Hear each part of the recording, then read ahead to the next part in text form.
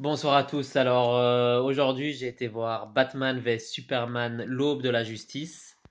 Tadam.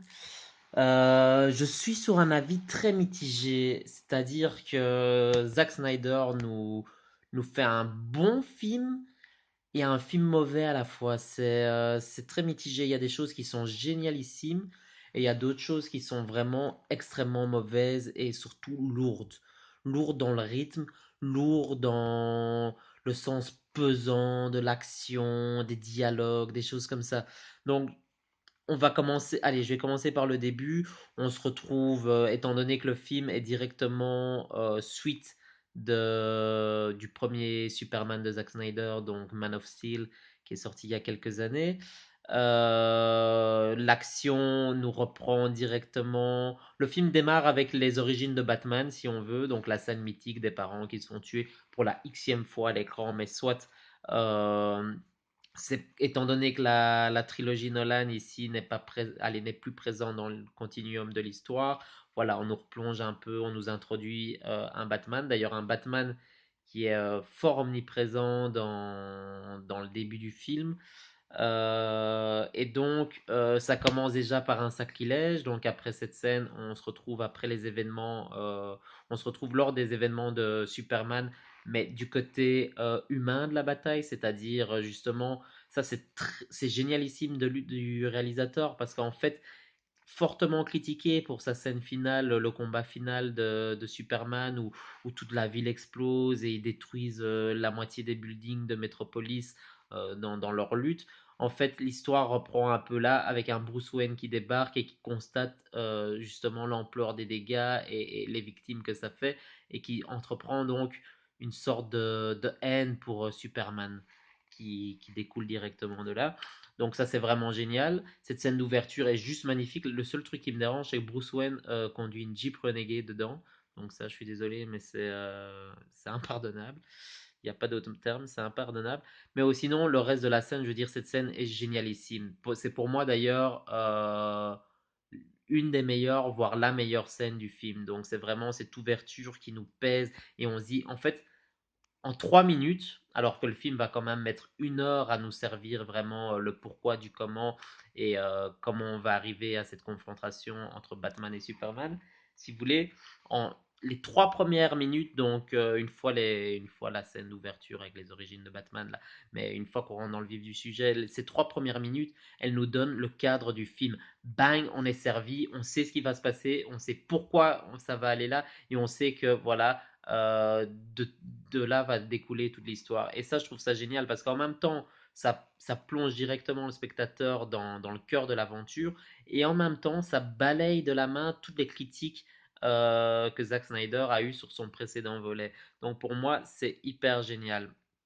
Alors, pour le reste, prestation acteur, Ben Affleck en fait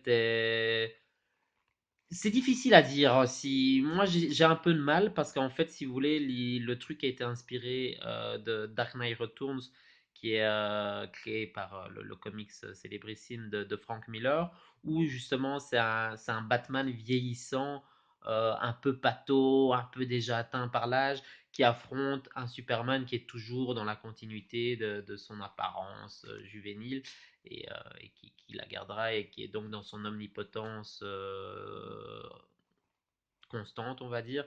Et justement, du coup, ce Batman-là est un Batman très noir et un Batman qui manque de classe. Du coup, le Bruce Wayne auquel on est confronté n'est pas le Bruce Wayne auquel on a été habitué jusqu'à présent dans l'univers cinématographique, c'est-à-dire un Bruce Wayne un peu playboy, qui joue de ses charmes et machin. Non, c'est plutôt un Bruce Wayne un peu pâteau, un peu plus bourru.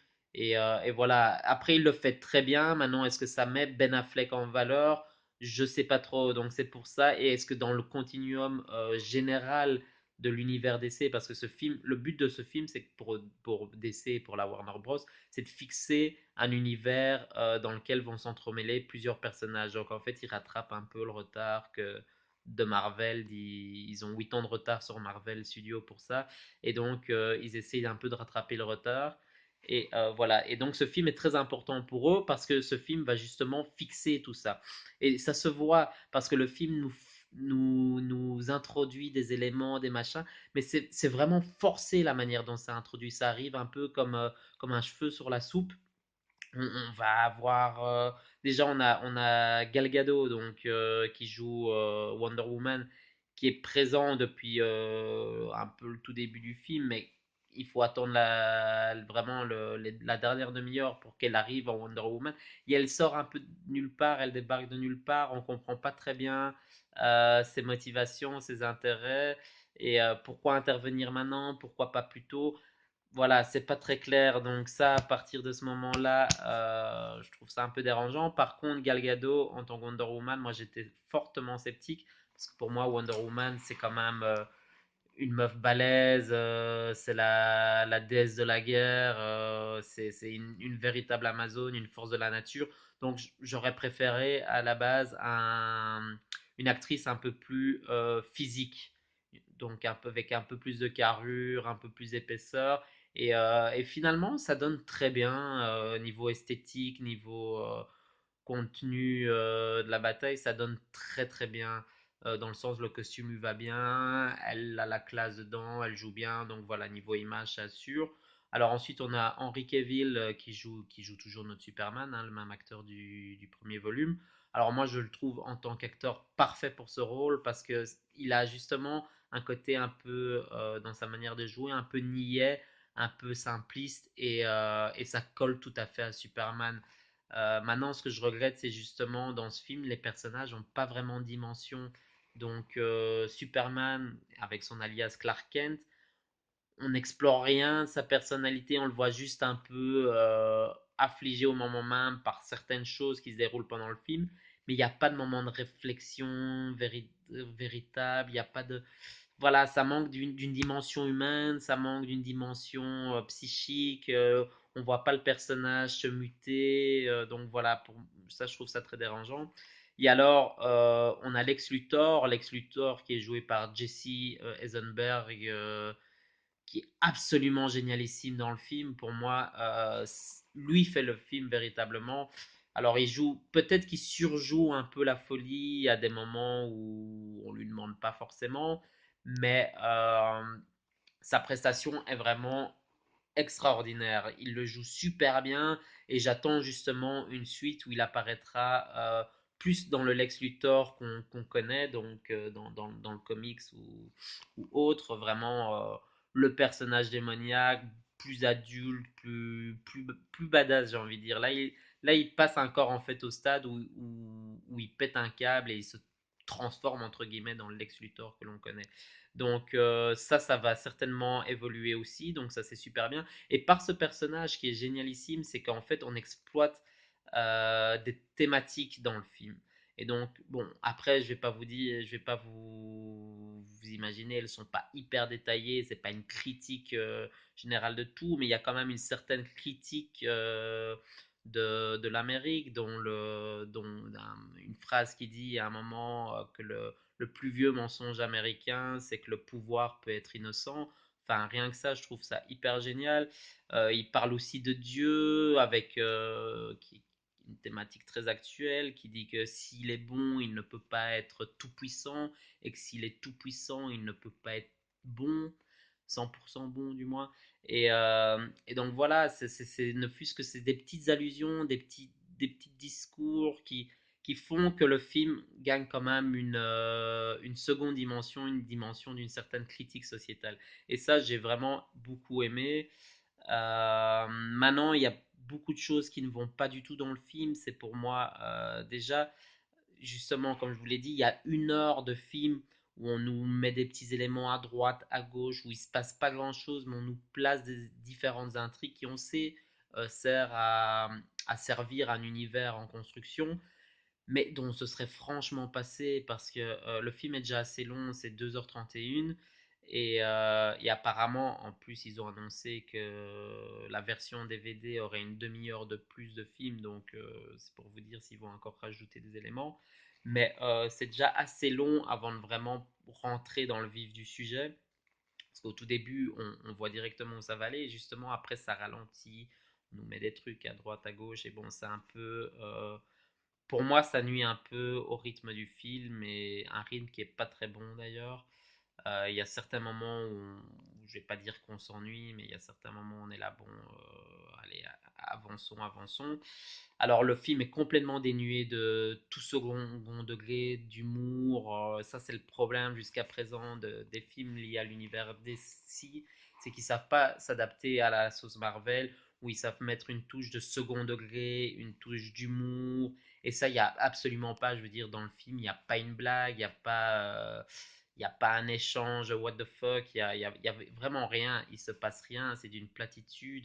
Et ça, c'est très dommage parce que le film se prend beaucoup trop au sérieux et le film aurait peut-être gagné un peu en rythme et un peu en sympathie en ne fût-ce que alimentant deux trois blagues. Pas forcément, ok, un Superman qui blague, ça n'a pas de sens, mais par exemple un Batman qui est censé avoir un esprit très développé pourrait faire une blague. Une Wonder Woman qui arrive au milieu des deux pourrait lâcher une blague. Des personnages annexes peuvent très bien lâcher des blagues. Ça ne doit pas forcément être le super-héros qui doit faire de l'humour. N'importe qui peut le faire dans le film. Or, il y a suffisamment de protagonistes. Justement, il y en a peut-être même trop de protagonistes qui interviennent dans ce film qui aurait pu se le permettre. Donc voilà, ça me gêne. Alors au niveau des scènes d'action, je trouve que les scènes d'action... En fait, le film, ce que je vous ai pas dit, c'est que, aussi, c'est que le film a une esthétique magnifique. Pour un film du genre, il y a certains plans qui sont absolument magnifiques. Il y a certaines... La photographie est très bonne. Il y a certains... pour certaines actions, pour certaines choses, les filtres de couleurs se modifient un peu pour rendre des choses plus mythiques, pour rendre des choses plus sombres. Et ça, je trouve ça magnifique parce que c'est vraiment hyper bien exploité et on voit qu'il y a un sérieux souci du détail à ce niveau-là. Et je salue ça. Mais de l'autre côté, j'ai l'impression que les scènes d'action sont toutes complètement foireuses et toutes complètement inabouties. Allez, quand je dis toutes, c'est pas les petites scènes d'action mineures, mais je veux dire les grosses scènes d'action, que ce soit la course-poursuite en Batmobile que je trouve nulle, que ce soit le combat final ou même le combat final qui est un combat énorme de nouveau avec des explosions, des machins où tout doit démolir, tout doit exploser, mais c'est too much, il y a trop d'infographie, tout est trop électronique.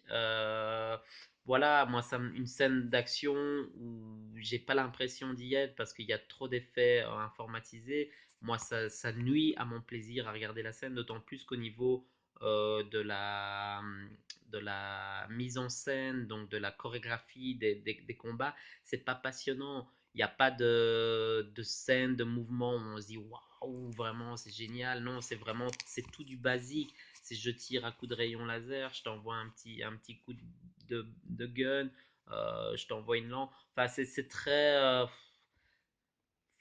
très mou dans le sens que c'est très basique, c'est très pac-pac. Il y a pas une belle chorégraphie dans les scènes d'action, ce que je trouve très dommage. La meilleure scène d'action pour moi, c'est vraiment la confrontation donc qu'on attend tous hein, dans ce film. C'est Batman contre Superman et qui au final n'aboutit à rien. Ça aussi, c'est dommage. C'est dommage qu'il n'y ait pas un combat avec un véritable vainqueur et qu'ensuite on revient à quelque chose et que là ça se détermine plus pour rentrer dans l'histoire. C'est plus, il y a un combat, il y a un véritable combat, mais en retenue de nouveau, en retenue d'un côté comme de l'autre.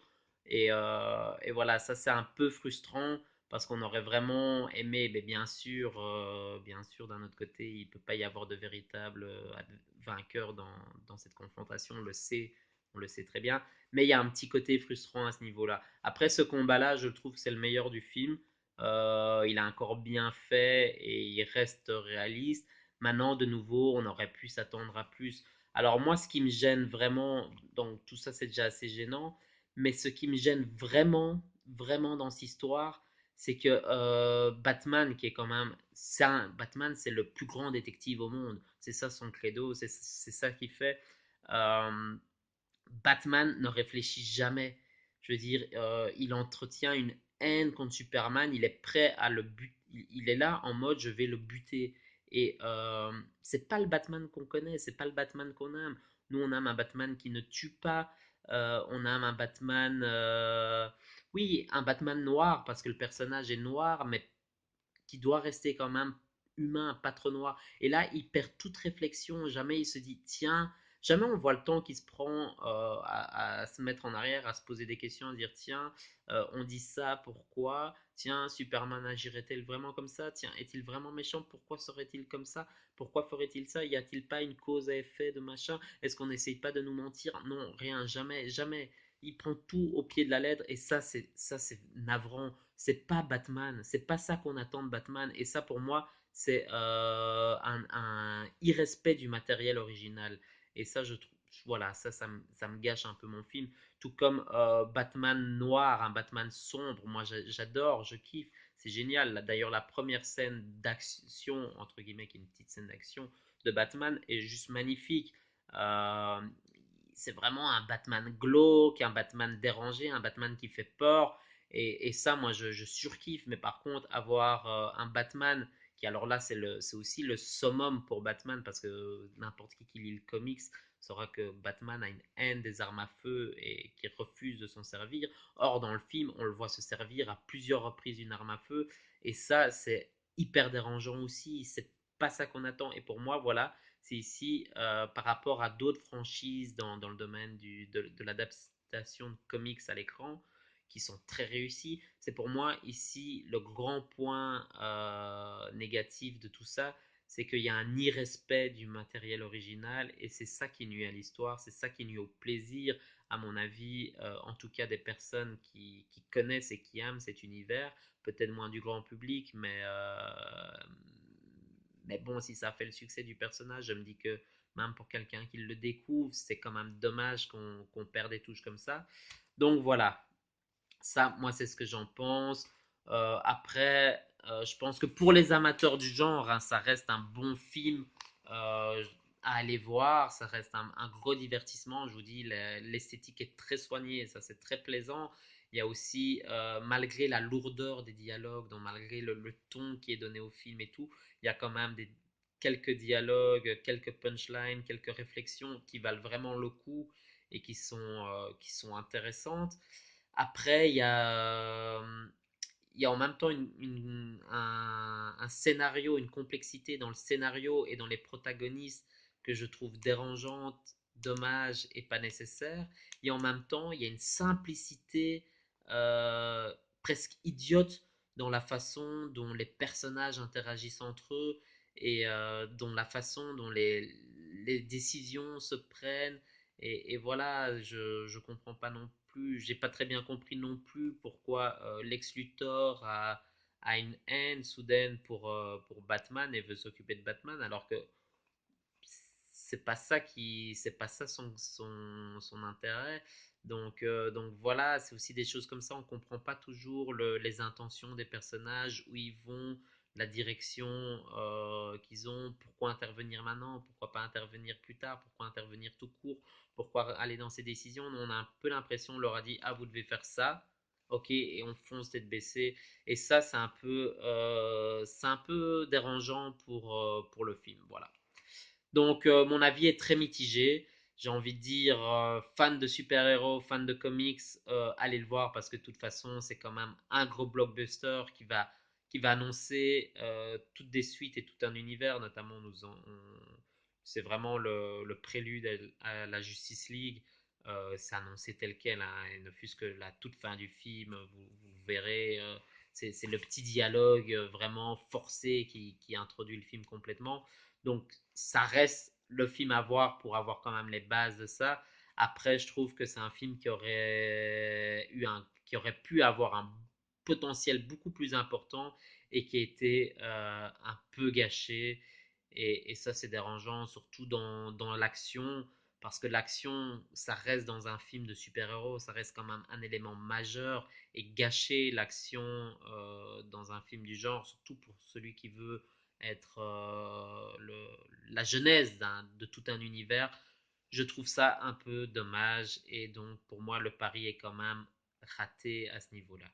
Après, on verra pour la suite. Il y a quand même beaucoup de films issus de l'univers qui arrivent très prochainement. J'espère qu'ils seront plus réussis, peut-être mieux servis parce qu'ils auront moins d'ambition que celui-ci et que du coup peut-être la réalisation et la complexité des choses fera que ça tournera mieux et que ça coulera de lui-même. Mais là, je reste quand même un peu sur ma faim. Je vais pas dire que c'est mauvais, mais un peu décevant pour l'attente qu'on en avait. Voilà, ciao, ciao, plus.